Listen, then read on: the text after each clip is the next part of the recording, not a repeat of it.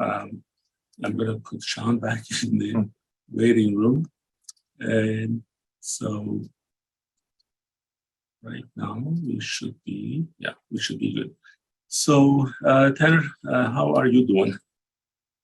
Great, Kemal. Thank you so much for having me join you. Well, thank you for actually being part of this. Many people may not know, we actually we had a video shoot. It wasn't a live event, but I believe it was 3-4 weeks ago. And the idea was it was going to play when I was in Turkey. And well, one of those things when we find out when we come back to the office, the sound quality was not so great. So, and you were nice enough to give us more time, and then we can actually kind of repeat what we did, but this time it's going to be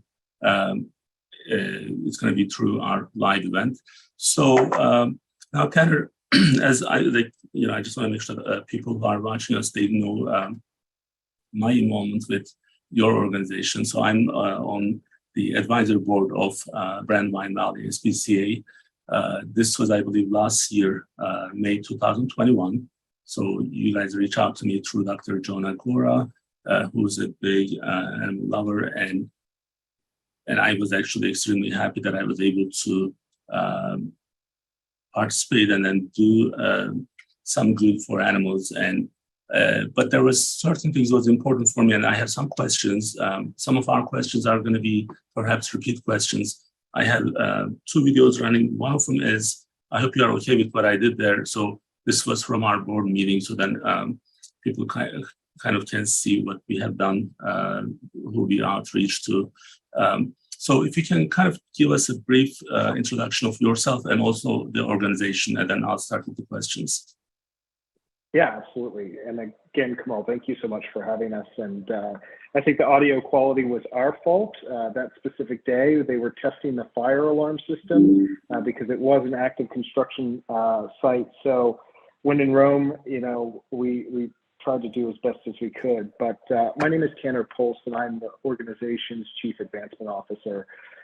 So it is my job to connect the dots often with the community, funders, and then our strategic mission. Brandywine Valley SPCA services the entire state of Delaware. So from Brandywine to Blades, we are very fortunate to have 3 campuses throughout the state of Delaware, one in Newcastle County, one in Dover, Delaware, and then we've got a shelter and clinic in Georgetown, Delaware as well. But the organization really started as the Chester County SPCA. So we service the state of Delaware as well as several counties in the Commonwealth of Pennsylvania. So we've got a multi-jurisdiction, but really our job is really to advocate and rescue some of our most vulnerable and defenseless lives on the planet, which are our animals. And we do that through rich adoption services and clinical services, and then of course our community outreach. Well, when we first started working together, actually even before we started working together, for me it was one of the most important things was if this was a no-kill shelter or if it was a regular SPCA. I say regular SPCA because the perception, or what I know, is the SPCA do keep the animals for a certain amount of time and then they are gone after that. And you and I think that was our first talk when I said, well, what happens to the animals after you guys actually start helping them? And we are a no-kill shelter. So that's important from, I think, the way that we are making impact. At least for me, it's important. And I know that this is the philosophy of the organization. So do you have anything to say about why certain organizations may have to choose regular shelters versus no-kill shelter? Yeah, absolutely. So we are, you're spot on, Kemal. So we're an open admissions, no-kill shelter, which really means that our live release rate has to be above 90%. So for every 100 lives that come into our shelter, the national standard is at least 90% or 90 of those lives leave in a favorable outcome. so connected with a forever family. Last year, we were able to achieve a 95% live release rate. This year, we're trending right on par, and we are, expecting to have another year of 95% live release rate. And it really speaks to the robust services that we're able to offer. Amongst us, our staff, we have veterinarians, we have vet techs, we have a standing animal wellness center, but then we also have a behavior team that work with our shelter animals for those harder to place dogs specifically. So our comprehensive approach to the work, I think, is really what is a major differentiator. But I also have to say that the philosophy here in kind of the mid-Atlantic states plays a major role in this. A lot of our shelter partners down south face an uphill battle. There's a lot of different philosophy in the way in which pet ownership is treated. Often communities in the South see pet ownerships and animals as more of a utility, an animal, they stay outside, they live in the doghouse, they're chained up to that doghouse. They aren't really well educated on the importance of spay and neuter surgeries and the basic humane education services that we try to promote here amongst Delaware and Pennsylvania. And I think that with that uphill battle, that is a completely different philosophy, layered with a bit of a different set of educational kind of instructions, they see often a much higher kill rate or a lower live release rate. And that's because of overpopulation, overcrowding. We, though, believe that all of the lives that come into our care are unique and special, and we always work towards placing those animals with their forever home. Sure. So when we met last time for this purpose, actually for the YouTube purpose, so it was going to be the facility tour. So instead of being there, and we are not a TV production company, so we are a healthcare company, so we couldn't really just do certain things outside of our office. And it makes it so much easier when it's just Zoom, honestly, because we know that certain things are going to be standard. So, but we were able to use all the images.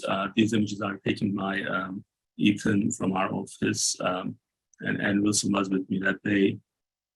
We did this really nice facility tour, and this was extremely impressive.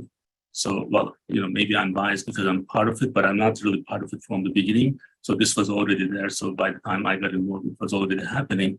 But I was actually extremely proud of this, that we are able to do this as a nonprofit organization. So now we do help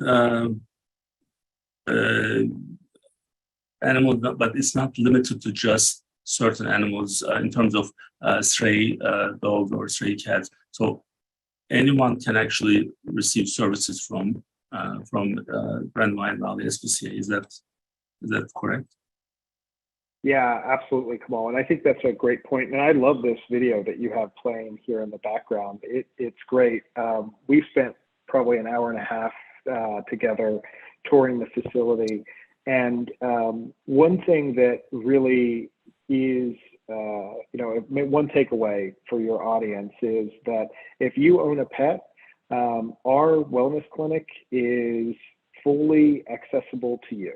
I'm sure that a lot of our pet owners in the audience have their private veterinarian that they've got a great working relationship with. And of course, we're never going to say, ditch them and come to us, but we are a really wonderful option, especially for the broader community. And we see often that the community in which we serve are individuals who might not have the financial means and capacity to pay for those high cost services that often folks experience at a private veterinarian hospital. So we're fully accessible to the public for all wellness and surgery needs, or surgery needs pertaining to spay and neuter, that is. But with this facility, we're broadening that potential for surgeries because this is the first shelter-specific ICU. I'm sure I'm jumping around, Kemal, so I apologize. No, you're fine. Actually, we're gonna cover everything, so don't worry. Perfect. But we encourage folks to check our wellness centers out. And then if you're looking to adopt, of course, our shelters are open, and we always have cute dogs, cats, kittens, and puppies for potential review. And honestly, they're just looking for their forever home. So how large is the facility? I know when we got in there from the lobby, there were a couple different units in terms of like how they are being utilized. So it wasn't difficult because my family has a construction background, so I'm pretty good at visualizing what's happening. But the way that it's designed is so there are different sections, and then just the lobby was kind of, even though it was not completed yet, the feeling in the lobby was kind of welcoming. So in terms of the facility, size of the facility, number of exam rooms, if you can just give us those numbers. Yeah, of course. So the facility itself is 20,000 square feet. And it's really made up of two very distinct locations. We have a individual and private access entrance for both our shelter operations and our clinic operations. And so essentially, folks can come and not have to weave through a shelter environment to take their own pet to their clinic or the wellness center. The breakdown is really quite simple. It's nearly 50-50 of that 20,000 square feet. But what I will say is that the space on the clinic side actually has allowed us to double our forecasted capacity. So currently in our Newcastle shelter, which is an old Newcastle, and that shelter, we currently lease the facility. It was a warehouse that we've really retrofitted to serve our purposes. That space at any one time, we can see in exam rooms 2 or 3 animals at a time. This new space will double our current capacity, which is going to be really impactful for anyone who needs a veterinarian appointment or perhaps has tried to schedule with us and they're getting 2-3 week time periods to book out. We're going to be able to maximize the efficiency. On the shelter side, we're adding kennel space. It's nearly doubling our current kennel space, nearly doubling. So we're really excited all around because this facility, for all intents and purposes, really is doubling our capacity to service Newcastle County. That's pretty impressive. So now we also, what actually makes this facility unique is we are the first in Delaware with the open ICU. And then I know this is a big issue for many people. Now, just recently, I lost my puppy, who was, as you know, he was 13 and a half. When first he was diagnosed, that was in 2017, I believe. We went up somewhere in Upper PA, so I won't name the facility because they are doing their job, so I'm not really mad at them. But for many of us, our dogs are cats, especially if you don't have kids. They become almost like your family. Okay, so I know some people are upset when I say this. I think the way that I treat my puppy is probably 99th percentile of any other people who are treating their kids, and how we take care of them and connection that we have. These are extremely intelligent beings, and they're our best friends. So when something goes wrong with them, where the trouble starts. And when first he was diagnosed, but in 2017, we are in this facility, and before they start anything, the question that I have to deal with was, well, this is going to be about $4,500. What do you want to do? I'm like, so I didn't understand the question right away, although I did, but I'm like, okay, pretended like I didn't think she was asking that. Like that's really bad question. So I'm like, what are you asking? So I said, if this was a human child, were you going to ask me the same question? And then she was still calm, and then she said, look, nothing personal, but many people cannot afford it. This is not about you. This is not about your dog. So because this is expensive and many people are not able to, then that was the point where I'm like, what if I didn't have the money to cover those expenses?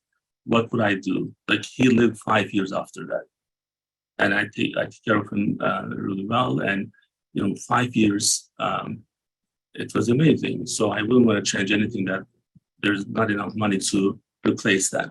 But what if I didn't have that, right? So because he went through some operations. Now, ICU is extremely important for Delawareans who are not able to maybe afford certain expenses with their animals. So can you actually elaborate that a little bit, and why this is so important for everyone? Yeah. So Kemal, you and I think, share the same philosophy on how we treat our pets. I've got 4 crazy dogs at my house, and I treat them like children. And you make the excellent point that often in pet ownership, people are faced with really tough decisions based on financial capacity. And we frankly see it every single day. We will have constituents come in and say, this is my dog. It was hit by a car last night. It has a broken tibia. I went to my veterinarian and they want $3,000. And all of these numbers are made up. They're for illustrative purposes. So if anyone in your audience knows a veterinarian and they say, no, it's 1,100, sorry. But they've got this really tough decision in not having $3,000 to pay for a surgery that is critical to ensuring that their pet lives, or humanely euthanizing that animal. That's a really tough decision. So we recognize this need for high quality, low cost veterinarian service that extends to a higher medical acuity for quite some time. And this new facility, we're really proud of it because it is the first in the state of Delaware, and it's really the first in the region that will offer an intensive care unit. So for individuals in the community who have this really tough decision where, their animal is in dire need of a life-saving surgery, but they know that the financial cost may be a burden, and they're already thinking about the horrible decision of humane euthanasia or not, they can come access our services, and our medical team, with the help of the designated ICU space, will be a real value to the community. In short, this makes sure that folks are united and stay united with their pets, because we really believe that pet unification should never come at the cost of dollars and cents. We really think that if a person finds a companion and is providing a loving, stable home, we want to keep those two united as long as possible. And a financial toll should not be the decision maker to separate or not. Absolutely. That's really important. Now, one of the fun part of the facility is the play yards. I think in the video loop that our audience can actually see, there are 2 main ones, I think internal ones, right? But there's also another one that's right outside of the facility. But the ones in the kind of like the courtyard. So that was kind of like really nice. I don't know who designed it, but it was an excellent idea. So if you can actually just elaborate that a little bit. Yeah, absolutely. So our Chief Executive Officer, Adam Lamb, really has been instrumental in the overall look, feel, and vibes of the entire facility. And one thing that was really important to him when working with the architectural team, and you're actually seeing it on your screen now, is the courtyard that houses two small play spaces. So this designated space is actually inside our shelter. So it's interesting because an individual will walk into the shelter and they can walk outside into the courtyard for a meet and greet with their prospective, pup. And that is unique in that we're creating a designated space in a controlled environment that will allow for a proper meet and greet. So perhaps you have an own pet and you want to make sure that Fido, who's your dog for 7 years at home, mixes with Fifi, who is at our shelter. Well, that space will be utilized for just that. We're excited because it is hyper, it's just beautiful. I mean, it's hyper aesthetically pleasing. And then we also, as you said, Kemal, we have a number of outdoor play yards. We have one very large outdoor play yard that our behavior team and our operations staff will conduct daily enrichment sessions with our population. So we're really, really pleased at the amount of outdoor space, but also the functional space that we have that help ensure our animals will be receiving the enrichment that they need, specifically in a shelter environment, because we all know that a shelter environment is not always the greatest environment for these lives. Well, I think maybe that's one of the points that I was trying to make earlier. So usually these types of places, facilities, they are not so welcoming. But even during the construction phase, what I have seen there is I can actually see this is almost like a 5-star facility. And I think between you and Adam, you guys did really amazing. So and we are just lucky that we are able to participate and then be part of what you guys are doing. Now, because we are big dog lovers and cat lovers always get upset when I don't talk about cats. So we do have a cat room, and I forgot the term that you use. There is a patio, right, for the cat? Yeah. So tell us about that a little bit. Yeah, you're absolutely right. And I mean, Kemal, you and I are so similar that we would talk about dogs all day and forget our feline lovers. And I apologize, but this space is going to be unique in that we actually have a patio, and it's thinking outdoor patio. Well, this is for cats. It's a indoor outdoor community setting for our shelter cats. So these cats that will live in this community setting are adoptable, but they also have the discretion to be either inside the facility or outside of the facility in this enclosed area. The photo you actually have on your screen now is the catio, but it's at the time was not yet complete.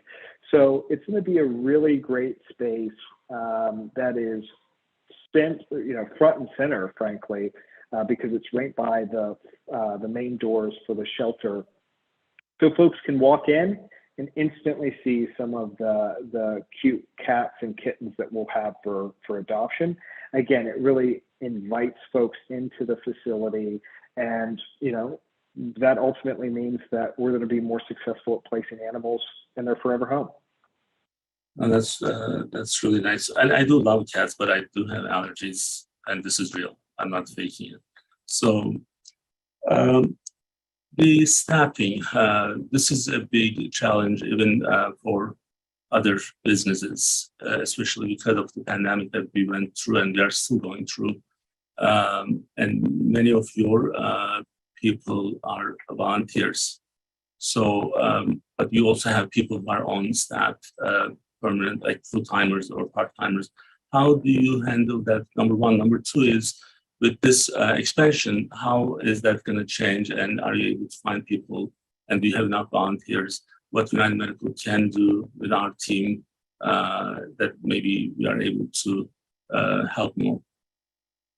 Yeah, I appreciate that opportunity because we are always in need of more volunteers, and we try to make it as easy as possible. So if you go to bvspca.org, you can click on a drop-down tab that is a call to action to get involved. And right there, you'll see a secondary hyperlink that is volunteer. You fill out that form and sign up for an online or in-person orientation. Our community engagement team will ensure that you're trained up and feel comfortable for some of the roles that we have in our shelter. That's not to say that, you know, if you've got a specific talent, such as photography or videography, if you're an administrative extraordinaire, you can actually indicate that on the application and we'll align you with the things that we have going on in the Newcastle shelter or across our entire market. In 2021, we saw over 73 volunteer hours across all 4 of our campuses. In Newcastle specifically, we saw over 10,500 hours dedicated by our volunteers. Mm-hmm. So they really are the backbone of the organization. They're the ones who ensure that we're able to do our critical work every single day. This project, though, will also require additional full-time employees, specifically with experience and degrees in the animal health and veterinarian science field. So with our doubled capacity of our wellness center, we're going to be hiring at least 2 new veterinarians. We'll be also sourcing new vet techs and some of our other clinical staff. We'll also, of course, be hiring additional sheltering staff, which is great because this really is a true economic development opportunity for folks who live in the local community. Not only were we able to, put $7.5 million in a brick and mortar facility in roughly 16 months, but we're also looking for local employment. And we're really, really excited that we're going to be able to extend our workforce through full-time employment, but also additional calls to action and support through volunteerism.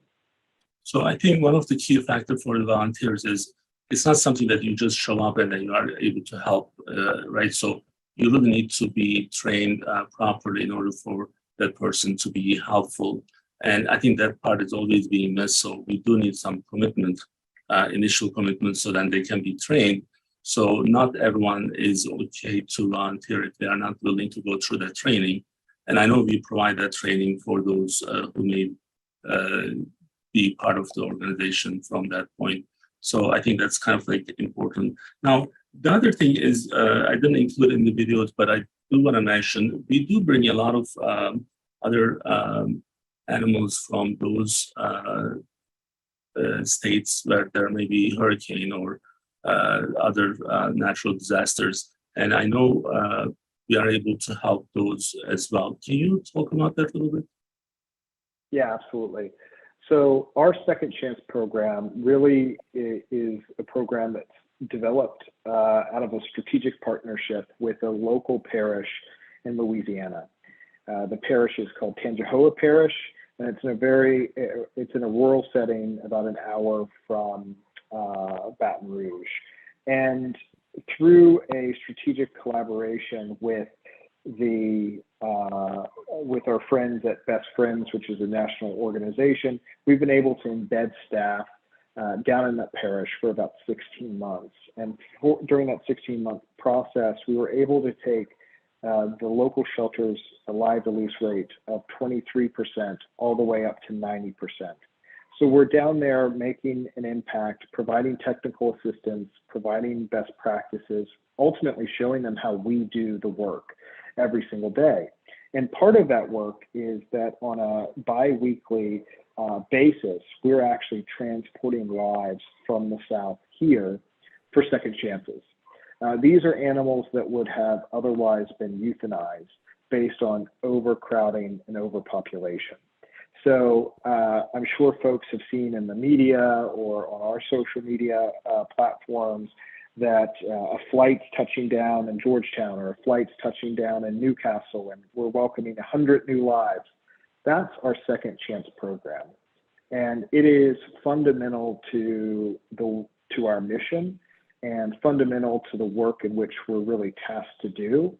And I kid you not, there's nothing more moving than being on that tarmac and, you know, opening the plane's, you know, door and hearing these, you know, barks of joy almost, and being able to mobilize our team to get those animals off the plane and back to our shelter safely, that then we'll find forever homes. And it is truly important work. Well, that's really amazing. So, well, many of the people do have a really good understanding, but there's still some who really don't really get the main issue when the animals are a little bit different than people. When they need really help, they're not able to communicate. When they're in trouble, they're not able to communicate. They're not able to speak, and they're part of the society. And we do need to actually do our best, even if in different parts of the United States or wherever we are able to help. It was amazing that we are able to so efficiently do that, because I see like the numbers being adopted on the same day, and then the foster families who are really helping. That's just extremely rewarding. So one of the other things that I think I shared this with you, finding ways when you are going through some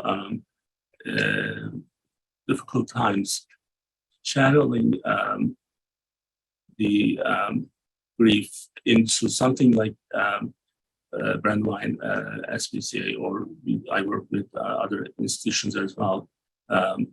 It's another way that I find out that that's helping me a lot.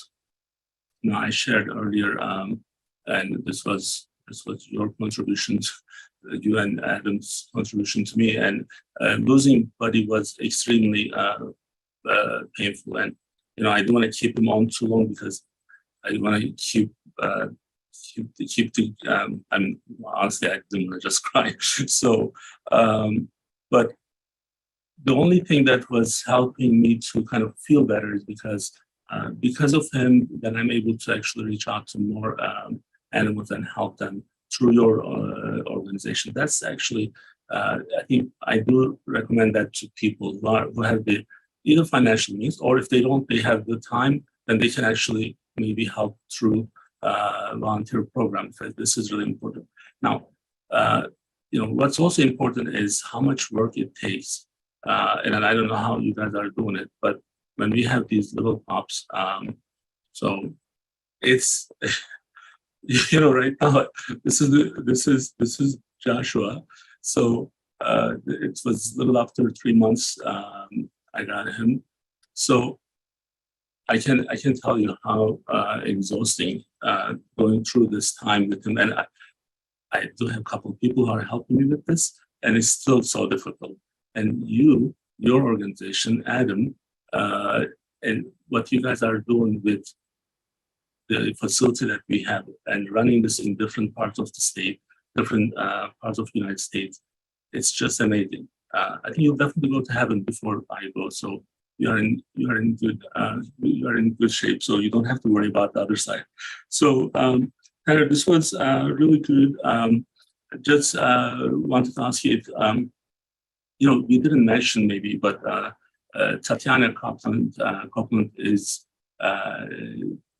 one of the really fine ladies that I know. I don't know her personally well, but I met her 5-6 times in different events, and I think she was the big help. Well, she was the biggest help. And the only time I get a little envy is when others aren't able to donate more than I do. So And the goal is to get to her level. She's an amazing lady, and we do appreciate her help. Anything you would like to add before we close? I just want to say, Kemal, trust me, your support has been so meaningful over the past, year and a half plus, and I really look forward to working with you for a long time in the future. I know Adam does as well, and it takes a village, especially for the line of work that we are in. So every single person playing a part is just absolutely outstanding. But then it's always great to see folks who maybe have a shining star in that village, such as yourself, who rise to the occasion time and time again to support us for our efforts. There hasn't been a single time that I've asked for help for something and you've said, I can't do it. Every single time you've done it, and you've been super impactful to the organization. And I know that Adam and I both are deeply grateful for that. And thank you for helping spread our message and the work that we do, because without people like you, we would, we would have to continue to try to spread the work through a number of different ways that often, doesn't touch everyone. So I really appreciate your time today. Well, thank you. Thank you so much, Tanner. Thank you for being part of this event, and we'll see you soon then. Excellent. Thank you so much. Thanks for having me.